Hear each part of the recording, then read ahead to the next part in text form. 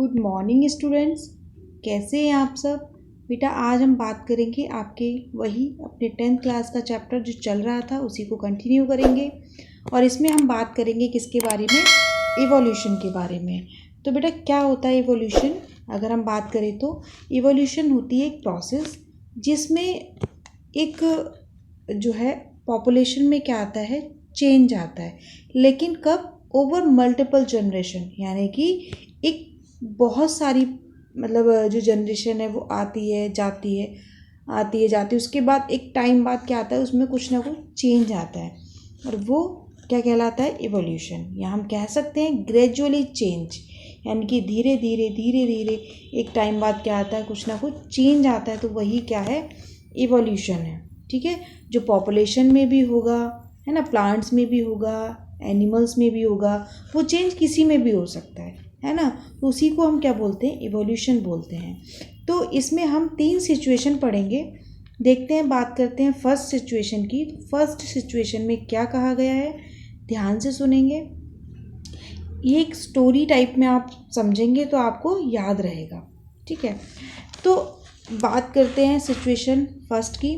तो इसमें group of क्या था, किसका ग्रुप था? रेड बीटल्स का ग्रुप था। किसका ग्रुप था? रेड बीटल्स का ग्रुप था। तो और इसके colour variation arise during reproduction. इसमें क्या हुआ? कलर वेरिएशन आया रिप्रोडक्शन के दौरान। कैसे आया?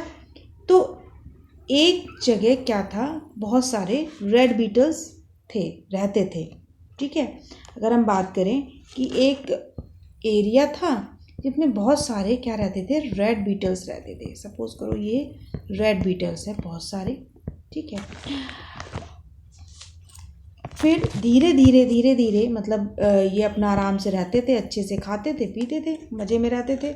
उसके बाद क्या हुआ कि इनकी रिप्रोडक्शन होती थी कंटिन्यूस में। तो एक टाइम बाद क्या आया, इनके जो ऑफस्प्रिंग हुआ वो कैसा हो गया? ग्रीन कलर का हो गया। कैसा हुआ? ग्रीन कलर का इसमें ऑफस्प्रिंग एक आ गया।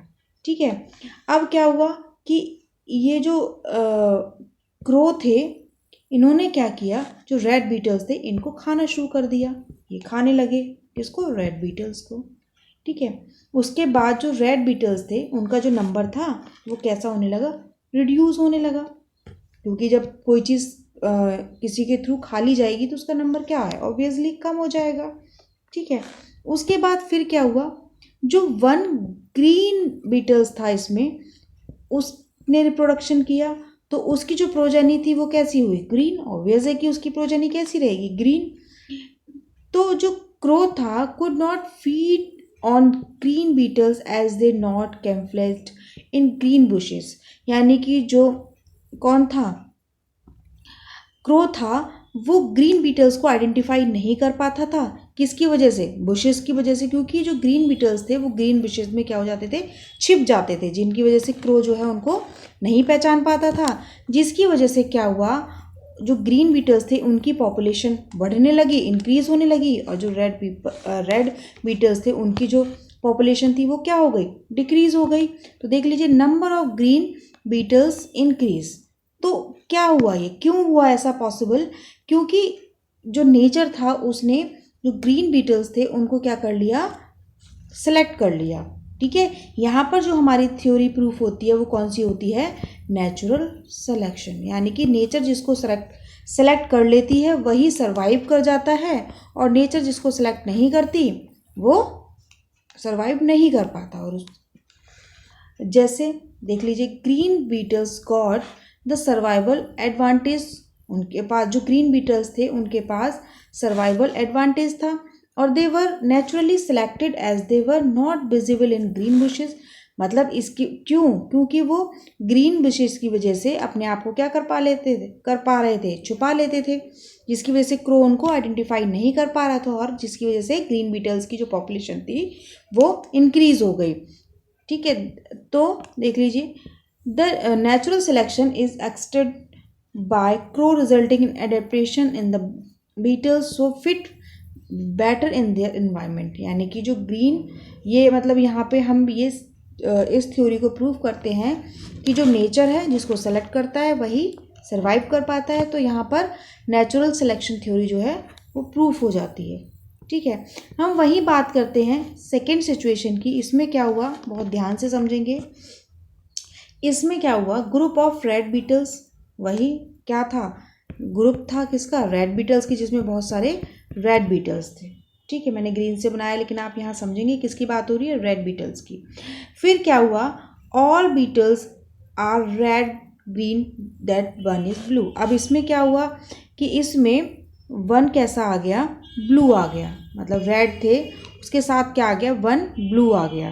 ठीक है, फिर क्या हुआ कि मतलब कैसे आया, वही रिप्रोडक्शन चलता रहा, लेकिन एक टाइम बाद क्या आता है, चेंज आ जाता है।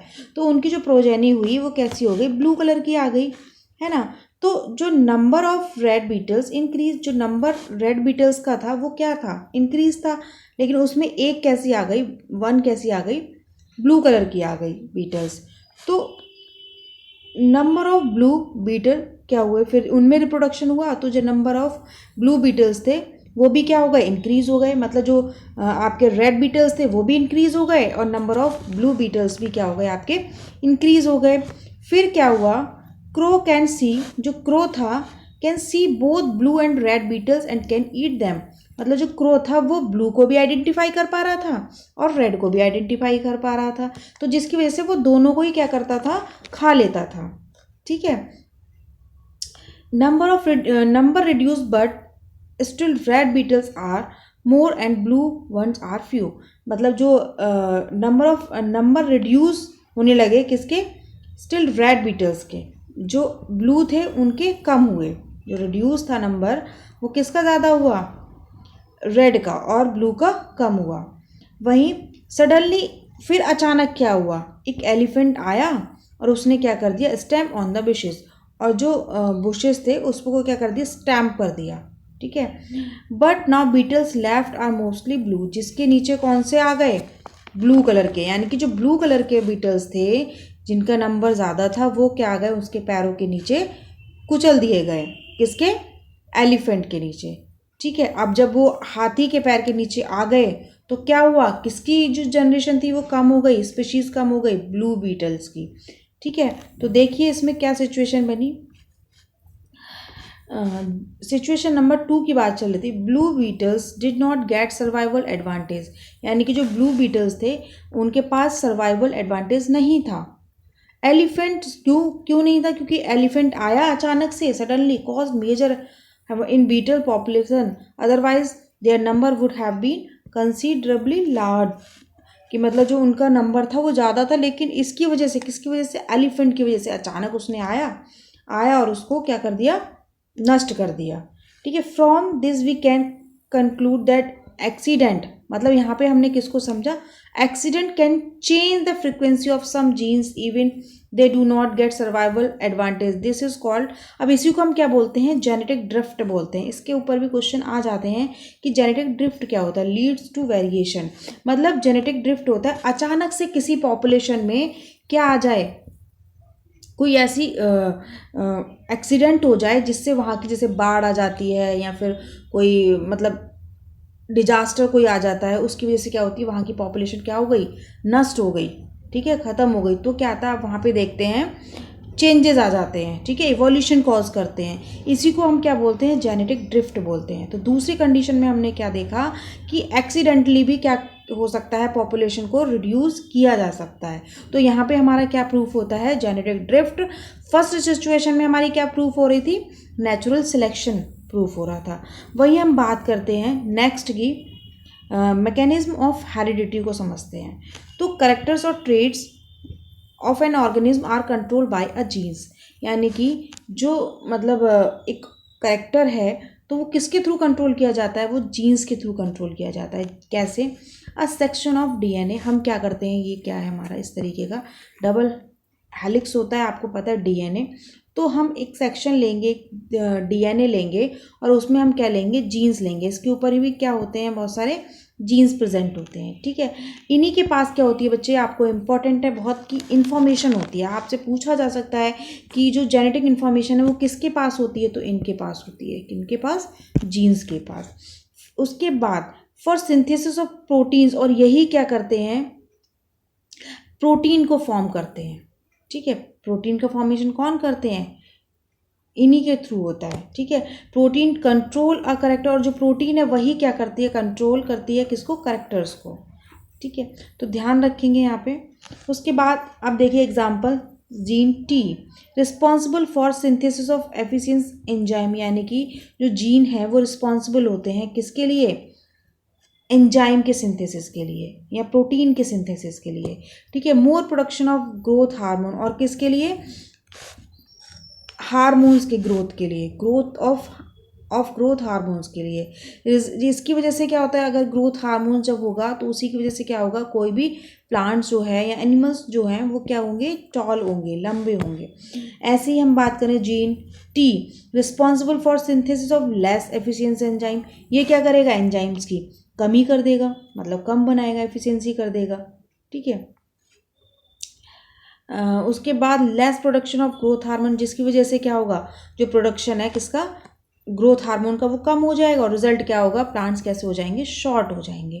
ठीक है, तो मतलब जीन हमारे क्या होते हैं, रिस्पॉन्सिबल होते हैं किसी भी इंफॉर्मेशंस को ट्रांसफ़र करने में, उनको पहुंचाने में। मतलब हम कह सकते हैं कि जो जीन्स होते हैं बेटा, उन्हीं के पास क्या होती है, हमारी जेनेटिक इन्फॉर्मेशन होती है।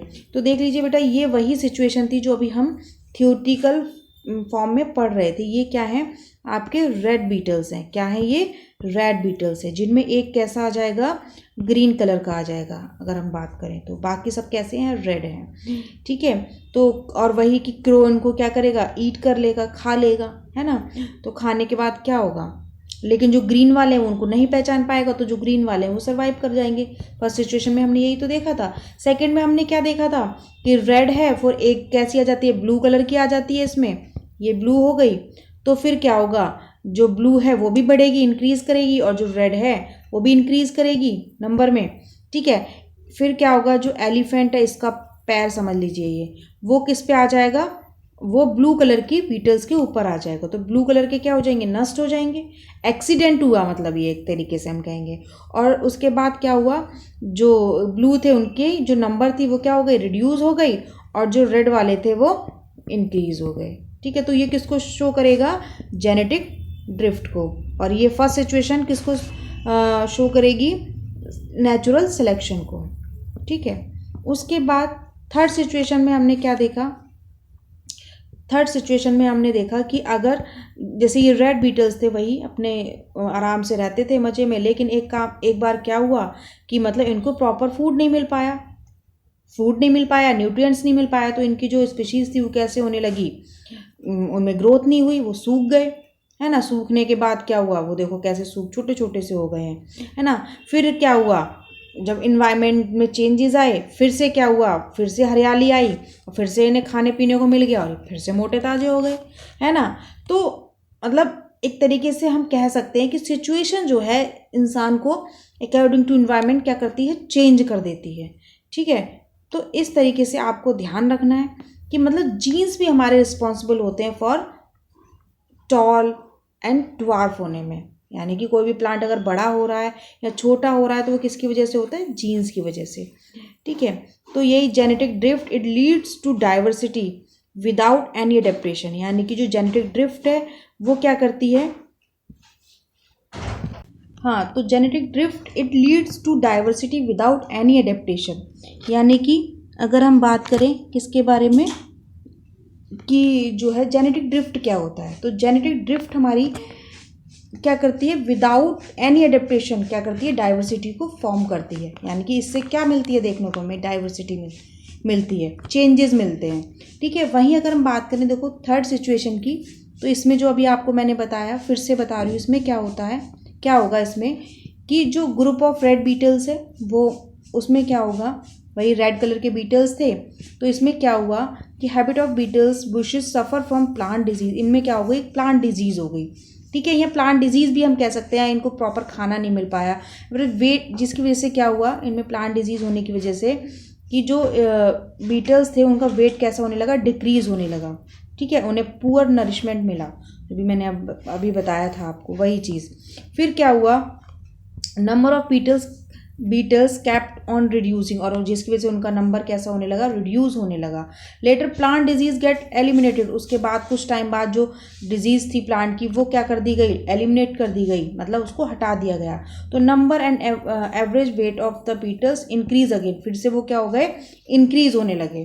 ठीक है, तो वही यहाँ पे बताया है। सिचुएशन नंबर 3 की बात करें तो number of genetic change has occurred in the population, यानी कि जो जेनेटिक चेंज है हमारी पॉपुलेशन में बीटल्स की, the population get affected for short duration only due to environment change, यानी कि इन्वायरमेंट चेंज का भी हमारी पॉपुलेशन पर बहुत ज़्यादा इफेक्ट पड़ता है। लेकिन वो कब तक, जब तक हमारे इन्वायरमेंट में चेंज होता है उसके बाद वो दोबारा से फिर चेंज होता है, तो फिर दोबारा से वो सिचुएशन बदल जाती है। ठीक है, तो चेंजेस किसकी वजह से आते हैं, इन्वायरमेंट की वजह से आते हैं। बेटा अब बात करते हैं हम किसके बारे में, एक्वायर्ड एंड इनहेरिट ट्रेड्स कौन से होते हैं। अगर हम बात करें एक्वायर्ड करेक्टर्स, एक्वायर्ड मतलब जो कहाँ कैसे होते हैं, बाय बर्थ होते हैं, नहीं सॉरी, एक्वायर्ड करेक्टर्स कौन से होते हैं, जो हम यहाँ से लेते हैं, यानी कि हम इन्वायरमेंट में आने के बाद जो हमें करेक्टर्स मिलते हैं या जो ट्रेड्स मिलते हैं वो क्या कहलाते हैं, हमारे एक्वायर्ड। इनहेरिट जो होते हैं, जो हमारे बाय बर्थ मिलते हैं, उनको हम क्या बोलते हैं, इनहेरिट ट्रेड्स बोलते हैं। जैसे these are the traits which are developed in an individual due to special condition, यानी कि जो कब मिले, स्पेशल कंडीशन में मिले। ठीक है, और these are the traits which are passes from the generation to the next, जो हमें जनरेशन से मिले, यानी कि हमारे एंसेस्टर से जो हमें करेक्टर्स मिले वो हमें क्या क्या कहलाते हैं, इनहेरिटेड ट्रेड्स कहलाते हैं। They can not be transfer to the progeny, मतलब इस तरीके के जो करेक्टर्स हैं वो हमारी प्रोजेनी में ट्रांसफ़र नहीं होते। जैसे कि रेट है, वो मतलब रेट है, एग्जाम्पल दे रही हूँ मैं, जैसे रेट है तो उसकी फर्स्ट जनरेशन है जिसमें क्या है, टेल है उसके, हम उसके टेल को काट दें। ठीक है, अगर हम उसके टेल को काट दें तो हम देखेंगे कि उसकी जो प्रोजेनी होगी उसमें वापस फिर से जो क्या होगी, वो टेल आ जाएगी। तो हम क्या कह सकते हैं, ये किस चीज़ को शो कर रहा है कि मतलब जो एक्वायर्ड करेक्टर था, क्योंकि हमने वो खुद काटी, उसकी इन्वायरमेंट से हमने क्या किया, उसको काट दिया। ठीक है, और तो क्या हुआ, कटने के बाद ऐसा तो नहीं हुआ कि जो नई जनरेशन आई उसमें वो टेल कटी हुई मिली, नहीं, वो दोबारा से टेल मिली। क्यों, क्योंकि वो एक्वायर्ड करेक्टर्स था। ठीक है, तो जो एक्वायर्ड करेक्टर हैं वो अपनी प्रोजेनी में ट्रांसफ़र नहीं होते। वहीं अगर हम बात करें जो हमारे इनहेरिट करेक्टर्स हैं वो हमारी प्रोजेनी में ट्रांसफ़र हो जाते हैं। जैसे आइज़ का ब्लू होना, अगर आपके पेरेंट्स की आइज़ ब्लू हैं तो आपकी भी आइज़ ब्लू होंगी। अगर आपके मदर के या फादर के जो हेयर्स हैं बहुत ज़्यादा लंबे हैं तो आपके हेयर्स भी क्या होंगे, लंबे होंगे। अगर आपके पेरेंट्स में कोई बहुत ज़्यादा फेयर है तो आपका कलर भी कैसा होगा, फेयर होगा। तो कहने का मतलब ये है कि जो इनहेरिट ट्रेट्स हैं वो क्या होते हैं, ट्रांसफ़र होते हैं आपकी प्रोजेनी में। अगर हम बात करें एक्वायर्ड ट्रेट्स की तो दे कैन नॉट डायरेक्ट इवोल्यूशन, इनसे जो होता है डायरेक्ट इवोल्यूशन नहीं होता, लेकिन जो हमारे आपके क्या इनहेरिट ट्रेट्स होते हैं इनसे ये हेल्प करते हैं, किसमें, इवोल्यूशन में। देखो इसमें जो आपका दे रखा है किसका एग्जाम्पल, एक्वायर्ड करेक्टर्स का, किसका क्या है, low of weight of starving beetles, यानी कि जो वेट लो हुआ था किसका, प्लांट डिजीज की वजह से बीटल्स का, तो वो कैसा करेक्टर्स था उसका, एक्वायर्ड, क्योंकि इन्वायरमेंट की वजह से हो गया था। लेकिन वहीं आगे आने वाले टाइम में फिर से वो उनमें क्या हो गया, जब वो उसको एलिमिनेट कर दिया गया प्लांट डिजीज को, तो वो फिर से उनमें क्या हो गए, वो डेवलप हो गए, मोटे ताजे हो गए, है ना, कौन, बीटल्स। तो ये कैसा करेक्टर्स था उनमें, एक्वायर्ड करेक्टर्स था, जो किसकी वजह से आया था, इन्वायरमेंट के चेंज की वजह से आया था।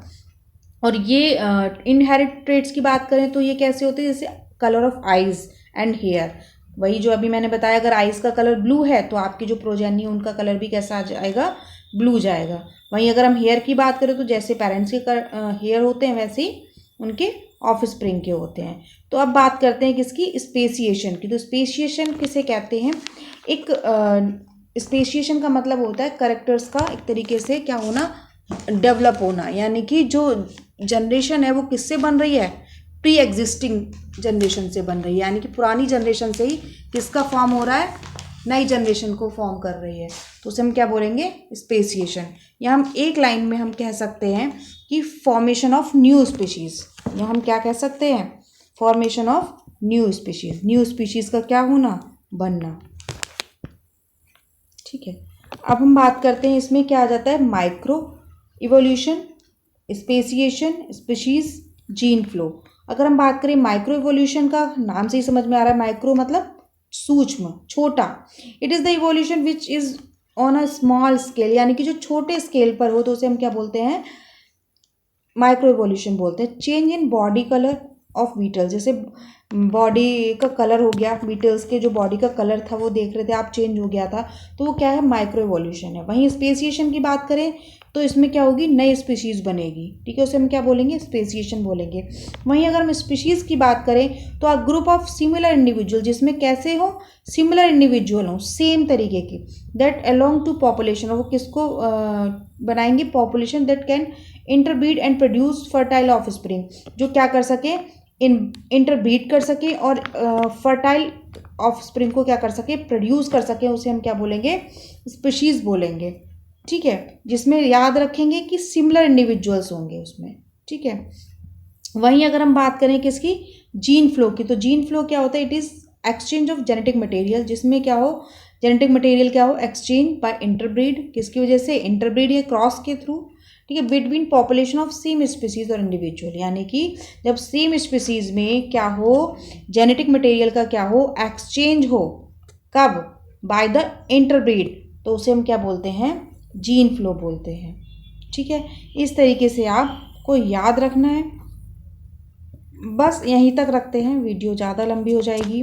अगर बच्चे आपको कोई डाउट है, कोई चीज़ नहीं समझ में आती है तो आप पूछ सकते हैं। तब तक के लिए bye and good luck, thank you.